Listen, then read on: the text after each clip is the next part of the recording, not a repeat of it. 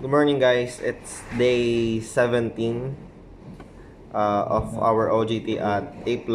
And for today, ang agenda namin is mag-aral ng WordPress kasi yun nga, prior yung development nung website for iStream.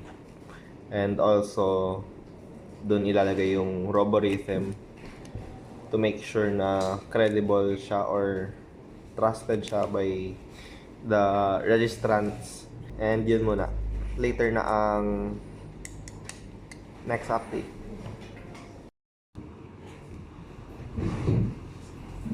Yan guys, it's magsi-6 na.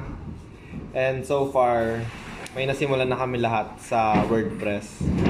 So yun, may kanya-kanya kaming page na sinimulan this afternoon.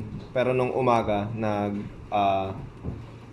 tinry namin mag-tutorial or kinapakapa namin yung buong function ng WordPress.